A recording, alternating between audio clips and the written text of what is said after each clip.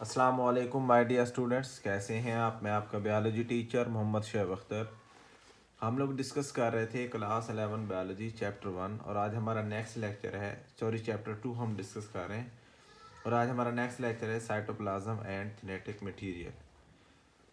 Cytoplasm की बात करें, सबसे पहले किसी भी सेल का फ्लूइड पोर्शन जो सेल के अंदर आपको सेल मेम्ब्रेन के अंदर नज़र आता है उसे कहते हैं साइटोप्लाज्म।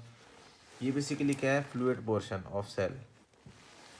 अगर हम इसकी कंपोजिशन की बात करें तो compose of water, dissolve substance, इसमें डिजॉल्व मटेरियल यानी कि कोई भी उसमें अमाइनो एसिड, बाकी मॉलिक्यूल्स, लिपिड्स का मॉलिक्यूल्स, कार्बोहाइड्रेट्स का मॉलिक्यूल्स, राइबोसोम्स और न्यूक्लियाइड्स।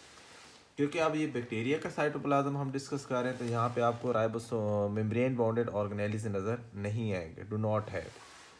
यहाँ पे आपको राइबोसोम्स नज़र आएगा। राइबोसोम क्योंकि मेम्ब्रेन बाउंडेड नहीं होता और इसका साइज जो है वो स्मॉलर होगा। बैक्टीरिया के अंदर यूकैरियोट्स में वो 80S होता है राइबोसोम, लार्जर राइबोसोम।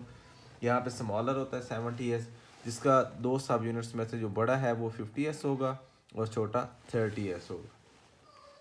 इसके बाद अगर हम इसकी डायग्राम की तरफ जाएँ या स्ट्रक्चर की तरफ, तो हमने पहले भी डिस्कस कर लिया था। ये बेसिकली जो मार्कर से आपको लाइन नज़र आ रही है ये सेल मेम्ब्रेन है, सेल वॉल है सॉरी, और ये सेल मेम्ब्रेन है। इसके अंदर आपको ये पिलाई नज़र आ रहे हैं और ये प्लाज्मेट और ये न्यूक्लियाइड रीजन और ये सारा सेल मेम्ब्रेन के अंदर जितना भी रीजन इसे कहते हैं साइटोप्लाज्म। न्यूक्लियाइड रीजन की बात करें तो न्यूक्लियाइड रीजन क्या है, बेसिकली जेनेटिक मटेरियल। ये बैक्टीरिया का जेनेटिक मटेरियल है जो कंसिस्ट कर रहा होता है सिंगल क्रोमोसोम के ऊपर। और ये सिंगल क्रोमोसोम क्योंकि न्यूक्लियस नहीं होता तो ये साइटोप्लाज्म के अंदर यहाँ पे अगर आप देखें तो ये सबमर्ज जो होता है, इसलिए इस रीजन को कहते हैं न्यूक्लियाइड रीजन। प्लाज्मिड ये एक्स्ट्रा बेसिकली यहाँ पे क्रोमोसोमल डीएनए होता है। यहाँ पे आप साइड पे देख सकते हैं ये वाला, ये प्लाज्मिड है, एक्स्ट्रा डीएनए सर्कुलर होगा।